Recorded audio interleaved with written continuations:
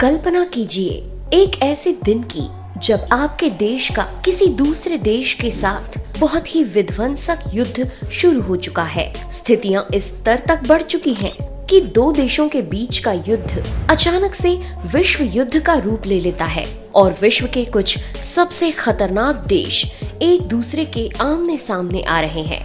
सीधे तौर पर कहें तो स्थिति इतनी भयावह हो गई है कि अब हर देश बस परमाणु युद्ध की तैयारी कर रहा है। परमाणु युद्ध शुरू होने के बाद क्या होगा, कितनी तबाही मचेगी और कैसा होगा उसके बाद मानवता का भविष्य। तो चलिए शुरू करते हैं आज के इस रोमांचक वीडियो को। अगर कल को विश्व युद्ध तृतीय हुआ तो आपको असल में अंदाजा भी नहीं है कि एक परमाणु बम कितना घातक साबित हो सकता है। एक मेगाटन परमाणु विस्फोट ही अकेले इतना भयावह और शक्तिशाली होता है कि ये कम से कम अपने 1 किलोमीटर के दायरे में आने वाली हर एक चीज को वाष्पित कर देता है। फिर चाहे वो पेड़ पौधे हो या लोहे की कोई बड़ी सी दीवार, ऐसी शायद ही कोई चीज होगी जो इस वाष्पीकरण से बच जाए। इंसान भी ऐसी किसी भी स्थिति में नहीं बच सकते और वो जहाँ कहीं भी होंगे उसी जगह पर भाप में बदल जाएंगे। लेकिन आप घबराइए मत, क्योंकि आपको इस बात का एहसास भी नहीं होगा और आपकी मौत हो चुकी होगी।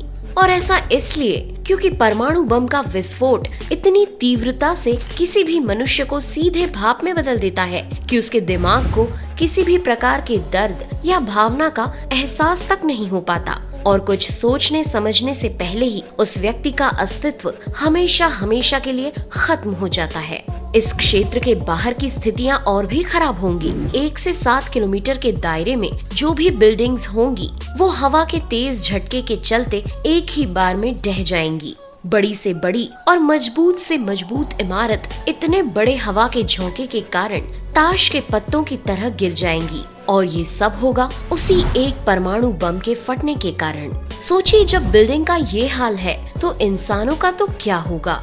हवा के इतनी जोरदार झटके के कारण आप किसी मजबूत जगह से भिड़ सकते हैं। उसके अलावा अचानक से पड़े इस दबाव के कारण किसी भी व्यक्ति को दिल का दौरा पड़ जाए, इस बात के भी काफी आसार हैं। और अगर इन सभी चीजों से आप बच भी गए तो इस पूरे वातावरण में इतनी झुलसा देने वाली गर्मी होगी कि ये आपकी पूरी खाल को एक ही झटके में भस्म कर देगी। निश्चित तौर पर आप जिंदा तो रहेंगे, पर सिर्फ तड़पते हुए अपनी मौत को स्वीकार करने के लिए, क्योंकि आप शायद अगले 5 से 10 मिनट में ही इस पृथ्वी लोक को छोड़ चुके होंगे। पर वो 5 से 10 मिनट आपके जीवन के सबसे दर्दनाक 5 से 10 मिनट होंगे। अगर इस दायरे को 5 किलोमीटर और फैला दें और बात करें 7 से 12 किलोमीटर के बीच आने वाले लोगों की, तो ये भी असहनीय गर्मी का शिकार होंगे, जिसके परिणाम स्वरूप इन्हें 3rd डिग्री बर्न्स हो जाएंगे।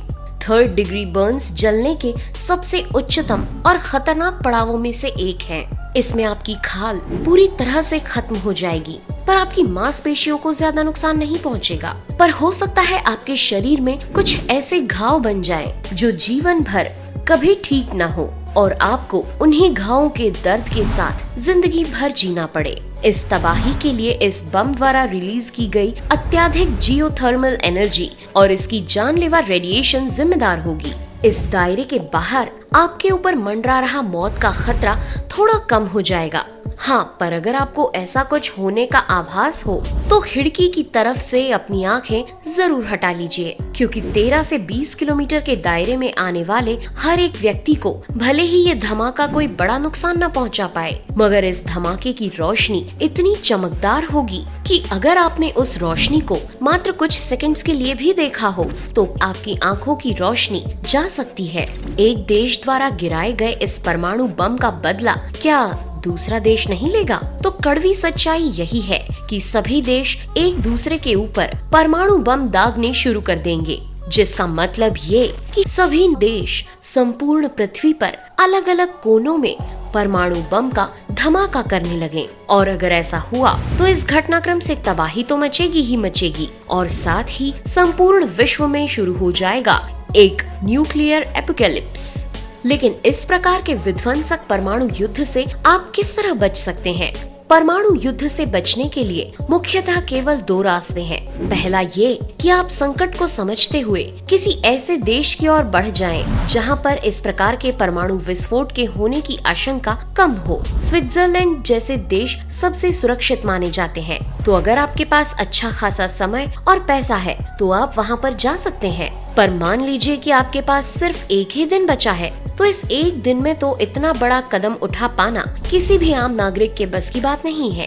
तो ऐसे में सिर्फ एक ही रास्ता बचता है, और वो है जमीन के अंदर किसी सुरक्षित जगह पर पहुंच जाना। किसी परमाणु विस्फोट के दौरान अगर आप जमीन के ऊपर रहे तो आपके लिए वो किसी भी नर्क से कम नहीं होगा, मगर जमीनी स्तर से नीचे विस्फोट के दुष्परिणाम आप पर असर नहीं करेंगे।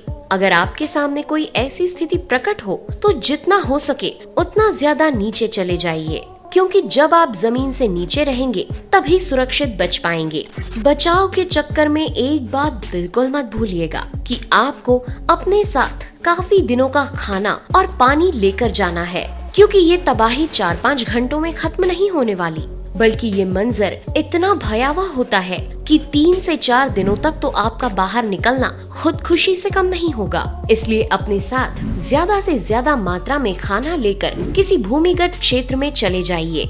लेकिन अफसोस, आपकी तरह हर कोई इतना भाग्यशाली नहीं होगा कि उसे कोई भूमिगत स्थान मिल जाए, जिसके परिणाम अनुसार विश्व भर के करोड़ों लोग कुछ ही मिनटों में मृत्यु को प्राप्त हो जाएंगे। इस दुख भरे युद्ध के साथ अब सवाल आता है, इन सब के बाद क्या? इस कयामत के बाद मानवता का क्या भविष्य होगा? ये बता पाना बेहद मुश्किल है, क्योंकि देशों की अर्थव्यवस्था ध्वस्त हो जाएगी, संपूर्ण विश्व में भूखमरी फैल जाएगी और शहर के शहर बर्बाद हो जाएंगे। लोगों की ये दशा हो जाएगी कि वो खाने के एक एक निवाले के लिए तड़पेंगे। आज के समय में बनने वाले परमाणु विस्फोटक द्वितीय विश्व युद्ध वाले बमों से 100 गुना ज्यादा शक्तिशाली होते हैं। इसका मतलब ये कि अगर संपूर्ण विश्व में इतने सारे परमाणु विस्फोट होंगे तो दुनिया के कई कोनों में सूर्य की किरणें काफी दिनों तक पहुंच नहीं पाएंगी, और सूर्य की किरणें ना पहुंच पाने का मतलब ये कि वहां पर गर्म तापमान का कोई भी शक्तिशाली स्रोत नहीं होगा। इससे उस क्षेत्र का तापमान कुछ ही घंटों में 0 से भी नीचे जा सकता है और उस इलाके में बर्फबारी भी हो सकती है। फसलें तबाह हो जाएंगी और लोगों के पास खाने के लिए पर्याप्त मात्रा में भोजन नहीं होगा। इस संपूर्ण वातावरण को सुधरने में कम से कम 6 महीनों का समय लगेगा। धरती इस योग्य भी नहीं बचेगी कि आप यहाँ पर खुलेआम उतनी ही आजादी से घूम सकें, क्योंकि वातावरण में इतने रेडिएशंस फैल जाएंगे जिससे आपके शरीर को कुछ ही घंटों में कैंसर जैसी बीमारियां भी हो सकती हैं। ये रेडिएशंस इतने हानिकारक होंगे कि ग्रसित क्षेत्रों में मनुष्यों की अगली पीढ़ियां भी इस रेडिएशन द्वारा पैदा की गई कठिनाइयों से गुजरेंगी। अगर कल को कुछ ऐसा हुआ तो भले ही मनुष्य बच जाएंगे, पर इस तबाही के बाद होने वाले असंतुलित परिणामों से उन्हें कोई भी नहीं बचा पाएगा। इस आपदा के दुष्परिणामों का सामना हर देश करेगा और वहाँ की जनता इस पीड़ा को दशकों तक झेलेगी, और इतनी तबाही के बाद किसी को भी फायदा नहीं होगा। यही कारण है कि परमाणु युद्ध किसी भी देश के लिए अच्छा नहीं है, क्योंकि परमाणु युद्ध कोई युद्ध नहीं बल्कि अपने आप में जनसंहार है। आपको आज का ये वीडियो कैसा लगा हमें कमेंट करके जरूर बताइएगा। पसंद आया हो तो इसे लाइक करें। आपके इस पर क्या विचार है हमें जरूर बताएं। और अगर आपने हमारे चैनल इट्स अमेजिंग को अभी तक सब्सक्राइब नहीं किया है तो जल्दी से करके बेल आइकन को जरूर दबाइए, ताकि आप हमारे किसी भी अपडेट से चूक न जाएं। फिर मिलेंगे अगले वीडियो में नए टॉपिक के साथ। तब तक के लिए नेहा आगरकर को दे आज्ञा। नमस्कार।